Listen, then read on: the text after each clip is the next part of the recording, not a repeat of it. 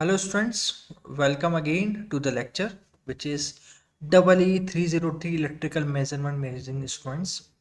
Lecture 4, that is topic instrument transformer. In previous lecture we will discuss about various instrument meters like a moving iron instrument, PMC meters and EMC meter, जहाँ पर कि हमने सभी तरह से उसके advantage और डिसएडवांटेज के बारे में डिस्कशन किया था कि how the particular PMC meter work on a as a average meter, जहाँ की वो एवरेज रीडिंग ही मेजर करता है। ओके, चाहे आप उसको एसी दे दो तो उसकी वैल्यू आपको जीरो दे दे, क्योंकि आपका जो पीएमसी मीटर है वो आपके एसी पे वर्क नहीं करता है।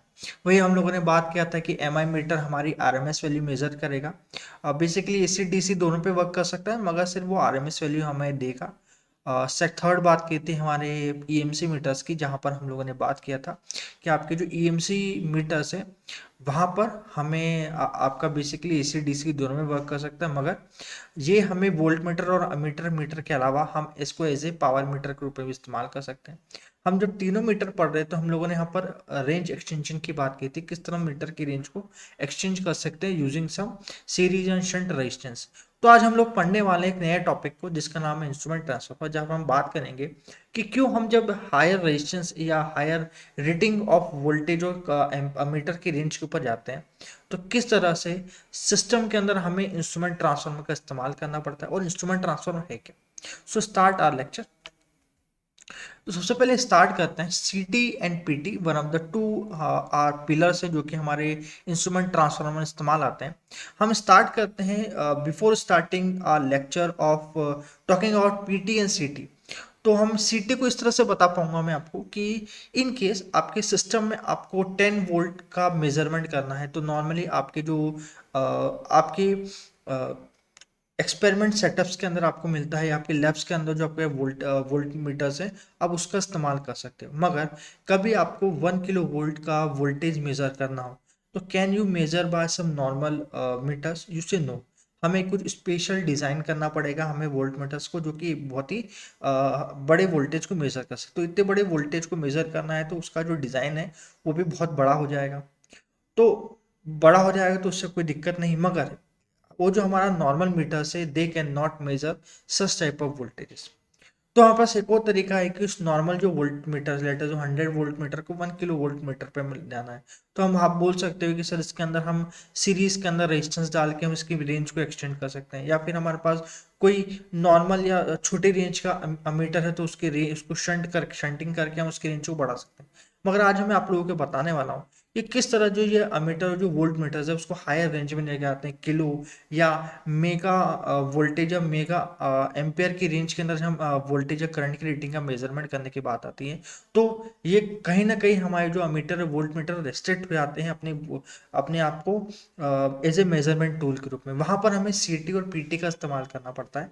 C T means current transfer, P T means potential transfer. हम पी टी को as a voltage measurement tool के रूप में काम करेंगे और सी टी को as a current measurement tool के रूप में काम करेंगे। इट मीन्स बेसिकली यहाँ पर हम ट्रांसफार्मर को पिक्चर में लेके आएंगे और कहेंगे कि हम कभी रेजिस्टेंस को ऐड ना करते हुए, सीरीज या शंट के रूप में ऐड ना करते हुए, कभी हम हमें किसी नॉर्मल हमारे अमीटर वोल्ट मीटर अमीटर के साथ में कभी हम ट्रांसफार्मर लगा दें तो हम इसकी रेंज को एक्सचेंज कर सकते हैं। ओके, और क्या नुकसान होंगे हमारे किसी रेंज एक्सचेंज पे गलती से हमने हमारे रेजिस्टेंस को इस्तेमाल किया, तो आज हम इस चीज़ को पढ़ने वाले हैं। Start with this. सो एक नॉर्मली हम एक ट्रांसफार्मर लेके चलते हैं। Okay, that transformer having the ratio of N1 and N2, हमारे पास रेशियो है इसका। वोल्टेज V1 हम प्राइमरी से दे रहे हैं और सेकेंडरी साइड पे वोल्टेज जो हमारा इंड्यूस हुआ है V2 है। I1 और I2 वो करंट है, कभी I2 सेकेंडरी साइड पे कोई लोड I2 है उसका फर्दरली हमारा करंट I1 से हमारे प्रोवाइडेड है प्राइमरी साइड से। देन हम लोग आइडियल ट्रांसफार्मर के रेशो जो फॉर्म है उससे बता सकते हैं V1 by I2 equal to N1 by N2। ये हमारा आइडियल फॉर्मेशन जो कि हम समझ सकते हैं। नाउ हम एक बात करते हैं, say we want to measure a very high AC voltage. कभी हमें बहुत ज़्यादा हाई वोल्टेज मेजर करना, लेट अस जो हमें 10 किलो वोल्ट का मेजरमेंट करना हो, बट हमारे पास सिर्फ 10 वोल्ट का हमारे पास वोल्ट मीटर हो। तो क्या ये पॉसिबल है कि 10 वोल्ट मीटर से 10 किलो वोल्ट मेजरमेंट करना? तो it is practical is not possible कि आप इतना सारा वोल्टेज की रेंज एक छोटे से वोल्ट मीटर पे मेजर कर लोगे। कब इतना सारा वोल्टेज आप लगाओगे तो हो सकता है कि आपका जो वोल्ट मीटर वो खराब हो जाए। ठीक है। तो इसका एक उपाय लेते हैं, that is called potential transformer, जहां पर एक बेसिकली एक प्रैक्टिकल सॉल्यूशन देते हैं लोग, जहां पर क्या कहते हैं कि 0 से 10 वोल्ट की कभी आपके मीटर की रेंज है आपके पास में, तो आप यहाँ पर सडनली आप क्या कर लो, इस सिस्टम के अंदर एक बूस्ट ट्रांसफार्मर इस्तेमाल कर सकते हैं कि 10 वोल्ट का आपका ट्रांसफार्मर है, ठीक है, और सेकेंडरी साइड के ऊपर 10 kV का मेजरमेंट कर सकते हैं। या फिर आप उल्टी साइड से हम बात करें, अब आपकी प्राइमरी साइड से बात करें, तो एक आपके पास में सिस्टम के अंदर आपके स्टेप डाउन ट्रांसफार्मर आपने लगा रखा है, जहां पर कि आपने 10 kV का जो वोल्टेज सोर्स है उसकी वैल्यू को स्टेप डाउन करके 10 वोल्ट आपने कर लिया, जिसको आप मेजर कर रहे हो आपकी वोल्टेज रेंज से। तो आप ये कह सकते हैं कि पीटी के अंदर आप एक स्टेप डाउन ट्रांसफार्मर इस्तेमाल करते हो। We will use a step down transformer with some normal voltmeter. आपके जो नॉर्मल वोल्ट मीटर है उसके साथ में कभी मैं स्टेप डाउन ट्रांसफार्मर इस्तेमाल कर लूँ, तो मेरी जो कितनी भी हायर रेटिंग की रेंज है मैं उसको पॉसिबल रूप से मेजर कर सकता हूँ। ओके, तो यहाँ पर मैं N1/A2 का 1000/1 रेशो यहाँ पर रख लूँ, तो वी विल सो हम पीटी की मदद से हम जितनी भी बड़ी की बड़ी रेंज है, लेट अस जो आपको कहा है कि ये कभी 0 से 10 वोल्ट का मेरा मीटर का रेंज का ट्रांसफार्मर वोल्ट का से मीटर है, और मुझे यहाँ से 10⁻⁶ वोल्टेज को मेजर करना है, ठीक है। तो भी मैं क्या कर सकता हूँ, यहाँ पर मैं एक रेशो ट्रांसफार्मर लगा दूँ, जहाँ पर कि 10⁵ का एक ट्रांसफार्मर लगा दूँ, स्टेप डाउन ट्रांसफार्मर लगा दूँ, तो भी मेरी पॉसिबिलिटी की चीज़ मैं कर सकता हूँ। ठीक है, यहाँ पर मैं स्टेप डाउन ट्रांसफार्मर की मदद से कितनी भी बड़ी रेंज को मैं यहाँ पर पॉसिबली क्या कर सकता हूँ, ला सकता हूँ, बट मुझे उसके लिए अपना ट्रांसफार्मर स्पेशल डिजाइन करना पड़ेगा। सेम चीज मैं सिटी के केस में भी कह सकता हूँ कि मुझे एक सीरीज में मेरे पास में करंट है जिसकी वैल्यू 1 kilo एम्पियर है, ठीक है। कभी इस तरह के करंट को मैं कभी 0.1 एम्पियर की जो रेटेड करंट की रेटिंग का मीटर है उससे मैं फ्लो करना चाहूँ, तो बहुत ही मुश्किल है, मतलब इट मीन कभी इतना ज्यादा करंट जाएगा तो हो सकता है जल के राख हो जाए मेरा अमीटर। तो इस केस में इस तरह के अमीटर की रेंज को एक्सटेंशन करना है, तो इसका एक तरीका देते हैं कि आप क्या कर सकते हो कि एक स्टेप अप ट्रांसफॉर्मर इस्तेमाल करो आप। इट मीन्स यहाँ पर आप लोगों को दिख रहा है step up transformer, you will having some step up transformer. Okay, यहाँ पर आपके पास में ट्रांसफार्मर है, यहाँ से हमने 1 kilo एम्पियर की रेंज का करंट यहाँ से फ्लो करा है। तो जब हम स्टेप अप ट्रांसफार्मर इस्तेमाल करेंगे तो आपको फॉर्मूला मालूम है कि जो आपका करंट होता है it was be inversely proportional to number of turns, ठीक है। या फिर हम बोल सकते हैं current in inversely proportional to its voltage. तो हम करंट की रेंज को हम लोग कम करना चाहते हैं, इट मीन्स आपकी वोल्टेज की रेंज को आपको बढ़ाना पड़ेगा सिस्टम के अंदर। इट मीन्स हम 1 kilo एम्पियर को 1 एम्पियर की तरफ लेना जा रहे हैं, तो हमारा जो वोल्टेज कभी एक साइड के ऊपर 1 वोल्ट है तो सेकेंडरी साइड पे 1000 वोल्ट हो जाएगा। तो इस तरह से हम लोग इस्तेमाल कर सकते हैं एक स्टेप अप ट्रांसफार्मर, जहां पर कि 1 kilo एम्पियर का जो रेटिंग का करंट है जो हमारी प्राइमरी साइड पे फ्लो हो रहा है, using some step up transformer, जहां पर कि हम करंट की रेंज को क्या कर रहे हैं, डाउन कर रहे हैं यहाँ पर 1 एम्पियर के ऊपर, ठीक है। या 1 एम्पियर की रेंज के ऊपर डाउन कर रहे हैं, जिसको कि हम मेजर करते हैं, सक्सेसफुली मेजर कर सकते हैं इसको हम 0 से 1 एम्पियर की करंट की रेंज के ऊपर। तो it is very very feasible. तो हम बोलते हैं कि we can measure any amount of small any amount of heavy current by using some normal voltmeter, by using some step up transformer in series with our particular ammeter. तो हम बोल सकते हैं एक स्टेप अप ट्रांसफार्मर की मदद से हम कितनी भी हाई रेंज के करंट को मेजर कर सकते हैं एक नॉर्मल मीटर से, ठीक है। नेक्स्ट बात करें, जो मैं आपसे इंपॉर्टेंटली बात करना चाहता हूँ कि हम क्यों ऐसा करते हैं कि हम एक शंट रेजिस्टेंस से रेजिस्टेंस लगा के हेवी कितना भी करंट क्यों नहीं मेजर कर पाते। तो एक छोटा सा एग्जांपल यहाँ से एक लेते हैं इसके लिए। एज्यूम करके चलें कि 1 kilo एम्पियर का आपके पास में करंट होगा, एसी करंट होगा, तो आरएमएस की टर्म में हमने वैल्यू लिख रखी है, और 0 से 1 एम्पियर का आपके पास में मीटर आपके पास में पहले से रखा हुआ। एज्यूम करके चलें कि इसका पहले से इंटरनल जो रेजिस्टेंस था 99.9 ओम रेजिस्टेंस था पहले से, ठीक है। तो अब आप मुझे बताओ what should be the shunt resistance कितना ऐड करूं इसके अंदर कि इस पर्टिकुलर सिस्टम की, इस पर्टिकुलर जो मेरे मीटर की रेंज एक्सटेंड हो जाए 1 kilo एम्पियर पे। तो यहाँ से हमें जो फॉर्मूला मालूम है आपके पास में कि shunt resistance is equal to meter resistance upon M-1, ये आपके पास में फॉर्मूला दिया होगा आपके पास में, ठीक है।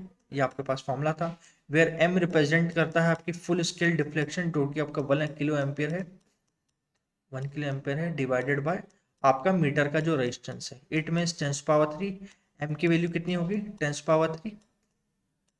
सो यहाँ से आर एम की वैल्यू आपको मालूम है 99.9 और आपको यहाँ पर मालूम है इसकी वैल्यू ये हो गई 99.99। तो यहाँ पर आपकी जो रेजिस्टेंस की शंट रेजिस्टेंस की वैल्यू आएगी, it will be approximate to around, it can be shown that, so value क्या होगी आपकी शंट रेजिस्टेंस की,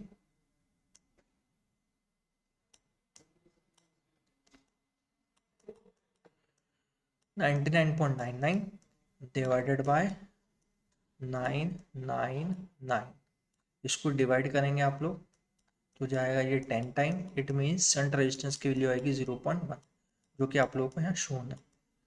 ठीक है, इट इज 0.1 ओम का रेजिस्टेंस आपको ऐड करना पड़ेगा ताकि आपका यहाँ से जो करंट पाए वो 999 एम्पेयर करंट यहाँ से फ्लो हो पाए। तो कितना करंट की वैल्यू हो गई 0.1 ओम का रेजिस्टेंस आपने यहाँ पर सीरीज में शंट में लगा दिया ना। अब मुझे बात बताओ कि जब मैंने इतना शंट रेजिस्टेंस मैंने यहाँ पर लगा दिया है, what should be the power consume by this shunt resistance, इस शंट रेजिस्टेंस से कितना पावर कंज्यूम करा, हम उसकी बात करते हो, कितना पावर हम लोग दे रहे हैं उसकी बात कर लेते हैं। तो हम बोलते हैं how much power consume by the measuring instrument, measuring instrument ने कितना करंट मेजर किया उसकी बात करें। टोटल वोल्टेज हम लोग जो दे रहे हैं मल्टीप्लाई बाय 1 किलो एम्पियर, तो हम लोग यहाँ से क्या पावर इनटू करंट से हम क्या कर सकते हैं, पावर कैलकुलेट कर सकते हैं। अब मुझे सिस्टम का वोल्टेज कैलकुलेट करना है, तो इस अमीटर के अक्रॉस का हम रेजिस्टेंस, मतलब हम जो अमीटर यहाँ पर जो आपको वोल्टेज दे रखा है ना, यहाँ से आप क्या कर सकते हो वोल्टेज कैलकुलेट कर सकते हो। इट में इसके अक्रॉस को वोल्टेज कैसे निकाल सकते हो, इस अमीटर की करंट की रेटिंग और इसका रेजिस्टेंस। तो यहाँ से हमारे पास जो वैल्यू है it should B 1 ampere current की मैक्सिमम रेटिंग है और 99.99 ओम है। तो यहाँ से टोटल पावर जो हम मीटर को दे रहे हैं कितना दे रहे हैं 99.9 किलोवाट, ये टोटल पावर दे रहे हैं मेजरमेंट टूल को पावर को कंज्यूम कराने के लिए। अब इसमें से बताओ इतना पावर जो हम दे रहे हैं पावर कंज्यूम कर रहा है मेरा इंस्ट्रूमेंट 99.9 किलोवाट, उसमें से कितना मेरा इंटरनल रेजिस्टेंस कंज्यूम कर रहा था। ठीक है, how much is the internal resistance of the measuring instrument. ठीक है, तो आप देखो it should be very very higher. हम लोग जब बात करें कि इतना रेजिस्टेंस आप लोग सिस्टम में लगा रहे हो, it should be very higher current. Okay, अब इसकी बात कर लेते हैं कि हमारा ये जो रेजिस्टेंस है शंट रेजिस्टेंस वो कितना कैलकुलेट कर रहा होगा। तो 99.99 का होल स्क्वायर कर लीजिएगा आप लोग और मल्टीप्लाई बाय 1 कर लीजिएगा, तो इससे जो आपकी पावर कैलकुलेट होगी, ठीक है 0.1, इससे जो आपकी पावर निकलेगी वो पावर होगी जो कि सिर्फ बेसिकली आपका शंट रेजिस्टेंस मेजर कर रहा होगा। तो हम लोग ये बात करें कि पावर कंज्यूम कितना कर रहा है मेरा अमीटर के अंदर, इसके पहले वाले केस के अंदर, तो यहाँ से आप निकाल सकते हो कि इसी शंट रेजिस्टेंस कितना कैलकुलेट कर रहा था। अब इसके प्रोपोर्शनेट में यहाँ आपने आप देख ली कि कितना जब हमने शंट रेजिस्टेंस लगाए थे तो कितना पावर आपका measurement that is 99.9 kilowatt measurement हो रहा था यहाँ पर आपका। ठीक है, आगे बढ़ते हैं इसका। अब इसकी टोटल इंटरनल रेजिस्टेंस की बात करें सिस्टम की, इसके कारण टोटल इंटरनल रेजिस्टेंस जो हम लोग शो हो रहा था इस सिस्टम को वो हो रहा था 99.9 मिली ओम का रेजिस्टेंस यहाँ पर एज ए रिजल्टेंट या इक्विवेलेंट रेजिस्टेंस के रूप में हमें दिखाई दे रहा था। नाउ टॉकिंग अबाउट कि जब सिस्टम में हमने यहाँ पर एक आइडियल ट्रांसफार्मर लगा दिया है तो हमें कितना सिस्टम के अंदर पावर का कंजप्शन दिख रहा है। तो देखेंगे आप लोग यहाँ पर कभी सिस्टम के अंदर 99.9 एम्पियर का ओम का रेजिस्टेंस है और 1 एम्पियर का करंट फ्लो हो रहा है, तो टोटल पावर कंजप्शन इनटू 99.9। तो आप लोग देखो इसके पहले कितना आ रहा था, let check what should be the current. देखो यहाँ पर बाद में देखिए आप लोग, it should be the drastic change, मतलब आपके शंट रेजिस्टेंस केस में जो पावर का कंजप्शन था मीटर के द्वारा और 99.9 किलोवाट था और अब कितना हो गया 99। तो आप बताओ क्या चीज़ बढ़ी, 99.9 किलोवाट बढ़ा है या आपका 99.9 वोट बढ़ा। तो इजीली हम लोग कह सकते हैं कि जो पावर कंजप्शन है जब ट्रांसफर लगा रहे हैं it is very very very less. ठीक है, it is very less, so we will use CT current transformer over the shunt resistance. हम जो शंट रेजिस्टेंस है रेंज एक्सटेंशन उसके ऊपर हम इसको इस्तेमाल करते हैं। ठीक है, क्योंकि पावर लॉसेस में बहुत ज़्यादा रिड्यूस हो गया सिस्टम के अंदर। ठीक है, अगली बात करें what should be the internal resistance, what should be the internal impedance of this transformer. अभी हम लोगों ने बात की 99.9 ओम के रेजिस्टेंस की, यहाँ पर हमने इसके पहले बात की थी, मिली ओम की बात की थी सिस्टम के रेजिस्टेंस की। Now talking about what should be the internal impedance between the ए और बी। ए और बी पॉइंट के बीच में यहाँ से आपको कितना इंटरनल रेजिस्टेंस दिखाई दे रहा है उसकी कैलकुलेशन की बात करें। वी ए बी, यहाँ से हम जो वोल्टेज है उसका कैलकुलेशन पहले करेंगे डिवाइड बाय करंट।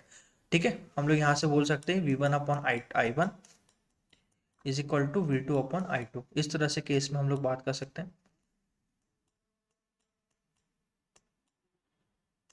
ठीक है, ये हम लोग केस कह सकते हैं, या फिर उल्टा V one upon I one equal to V two I two, ऐसे केस में हम लोग कह सकते हैं। ओके, यहाँ से हम लोग हमारा फॉर्मूला देखें, यहाँ से हम लोग कि I2 करंट के अंदर जो हमारा I2 करंट है आइडियली 1 एम्पियर करंट जा रहा है, देन वी विल 99.9 वोल्टेज हमारा जहाँ से जैसे उसके पहले बताया 99.9 ओम रेजिस्टेंस है, 1 एम्पियर करंट फ्लो हो रहा है, तो सेकेंडरी साइड के अंदर जो मेरा वोल्टेज डेवलप हुआ इस पर्टिकुलर पॉइंट ए और बी के अक्रॉस, वो कितना हुआ 99.9 वोल्टेज डेवलप हुआ मेरा। यहाँ पर जो मेरा करंट जा रहा था, ठीक है, अब करंट की बात करें इसके सिस्पेक्ट के अंदर, तो यहाँ आप लोग यहाँ देख सकते हो जो मैंने आपको फॉर्मूला बताया, V one upon I two is equal to V two upon I one. अब मुझे ध्यान रखना है कि प्राइमरी के अंदर कितना करंट जा रहा है वो आपको देखना है, तो 1 किलो एम्पियर करंट यहाँ से आपके प्राइमरी साइड से जा रहा था। ठीक है, सो हम जो रेजिस्टेंस है सेकेंडरी साइड के अंदर बता सकते हैं 99.9 माइक्रो एम्पियर का करंट आपके सिस्टम में फ्लो हो रहा है। तो रेजिस्टेंस की वैल्यू बहुत ज़्यादा लेस हो चुकी है, मतलब रेजिस्टेंस इतने जो पावर के लॉसेस है it will be very very reduce then your primary side, इसके पहले वाले शंट रेजिस्टेंस पर, जिस कारण के हम कहते हैं the advantage of shunt resistance के सिटी इस्तेमाल करने के लिए वो द रेंज एक्सटेंशन के। पहली चीज़ आपकी रेंज पूरी तरह से बदल जाती है, आप कितने मीटर की रेंज हुए मेगा ओम हो गया, या फिर आपको 10⁻12 के अंदर भी करंट या मीटर लेना है तो भी आप वहाँ पर करंट और वोल्टेज के लिए एक्सेसिबल कर सकते हो। पावर का लॉस आप लोग आपने देखा विस्पेक्ट टू रेंज एक्सटेंशन जो स्टंट या सीरीज का उसके रिस्पेक्ट के पावर का लॉसेस बहुत कम हो गए। अगली चीज यहाँ पर क्योंकि हमारा रेजिस्टेंस जो है सिस्टम का 99.9 मिली ओम से लेकर 99.9 माइक्रो ओम हो गया, मतलब 10⁻³ के रेजिस्टेंस के अंदर वैल्यू क्या होगी, रिड्यूस डाउन होगी। इट मीन्स वोल्टेज ड्रॉप भी बहुत ज़्यादा हमारा रिड्यूस हुआ। इट मीन्स कि हमारा जो वोल्ट मीटर या हमने जो मीटर यहाँ पर लगा रखा है वो इसके अंदर वोल्टेज ड्रॉप बहुत ज़्यादा मिनिमम हो चुका है। इट मीन्स कि वो एज ए बर्डन के रूप में काम नहीं आएगा। हम किसी भी इंस्ट्रूमेंट को इजीली रिप्लेस और इंसर्ट कर सकते हैं सिस्टम के अंदर। ठीक है, यहाँ पर हम रिले और सर्किट ब्रेकर लगा के सिस्टम के प्रोटेक्शन को भी हेल्पफुल कर सकते हैं। तो इस तरह से हम सर्किट बता सकते हैं, जो कि आपके नीचे यहाँ पर आपको दिया हुआ है मैंने, क्या सर्किट एक सीटी है जहाँ पर क्या कमीटर लगा दिया, सर्किट ब्रेकर लगा दिया इसके प्रोटेक्शन के लिए आपने यहाँ पर।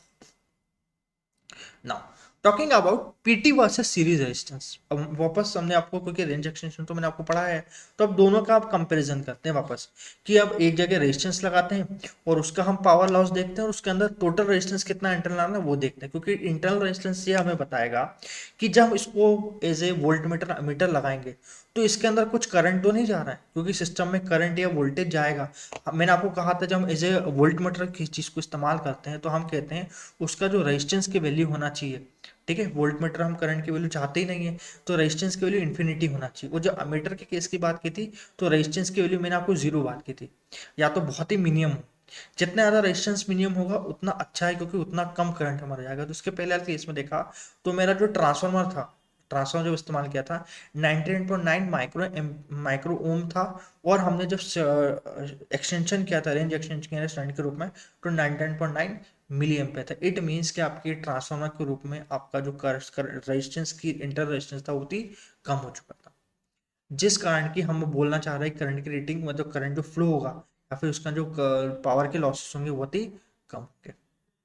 अगली बात करें पीटी वर्सेस सीरीज रेजिस्टेंस की, तो यहाँ पर आप लोग देखेंगे कि जब हम लोगों ने यहाँ पर पोटेंशियल ट्रांसफार्मर लगा रखा है, इट मीन्स एक हमारे पास में स्टेप डाउन ट्रांसफार्मर लगा रखा है एक तरफ, और एक तरफ मैंने सीरीज में रेजिस्टेंस लगा दिया।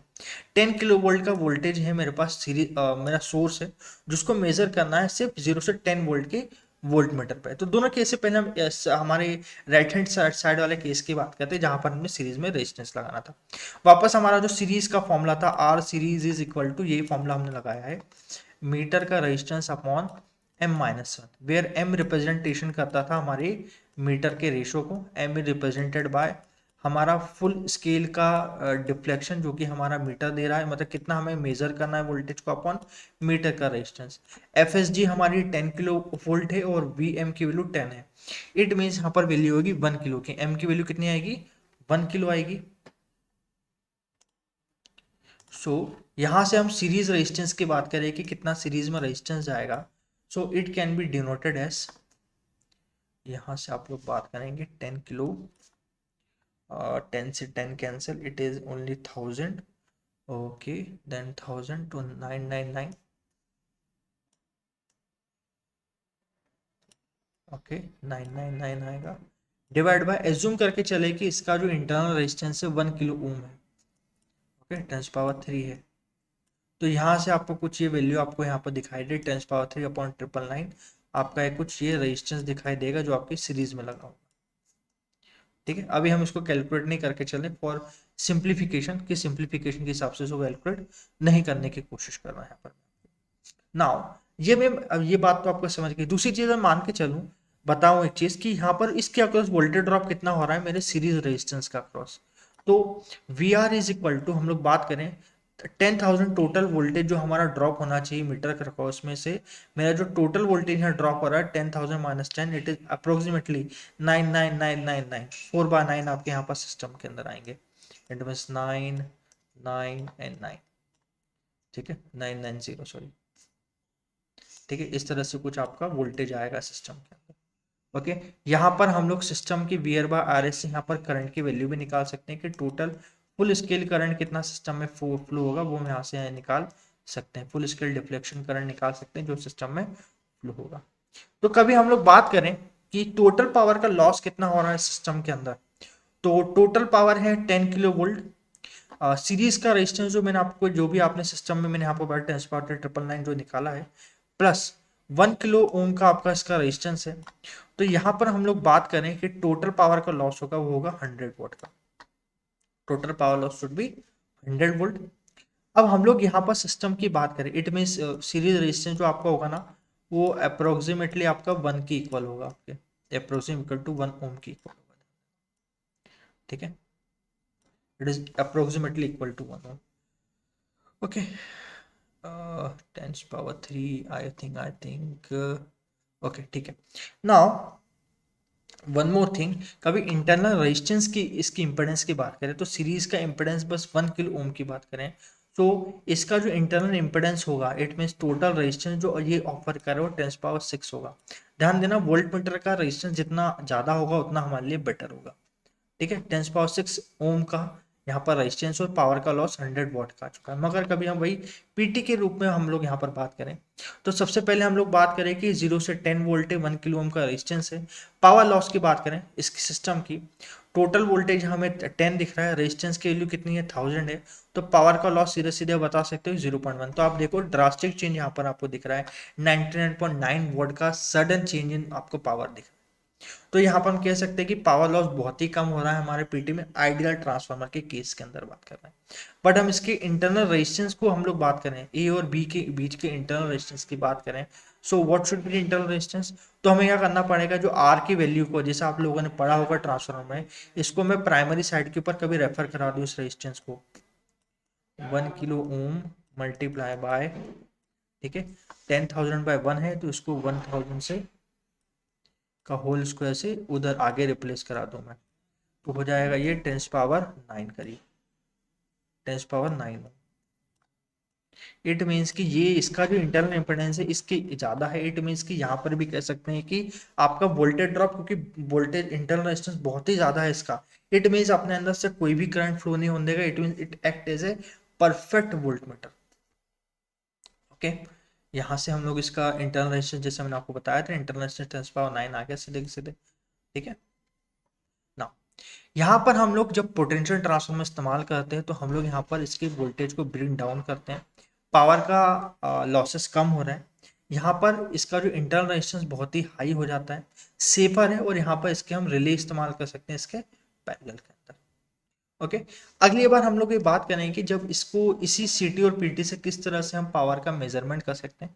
ये आपके लिए क्विक क्वेश्चन है, हम जब इसके बाद नेक्स्ट लेक्चर में पढ़ेंगे तो हमसे आपसे इस क्वेश्चन के बारे में पूछूंगे, तो how to we measure the power using CT PT, इसके बारे में एक लार्जर पिक्चर देखेंगे कि हम किस तरह से सीटी और पीटी की मदद से किसी बड़े से बड़े पावर के मीटर का देख सकते हैं, हम किस तरह से इसके अंदर कंपनसेटेड वॉट मीटर लगा सकते हैं।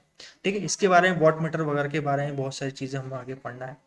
Okay, now before starting toward real analysis of CT and PT, हम लोग नेक्स्ट लेक्चर में आप लोगों से मैं रिव्यू करूंगा ट्रांसफार्मर उसकी मैग्नेटिक प्रॉपर्टी का, ताकि हम लोग ये समझ सके कि हम लोग सिस्टम में कर क्या रहे हैं।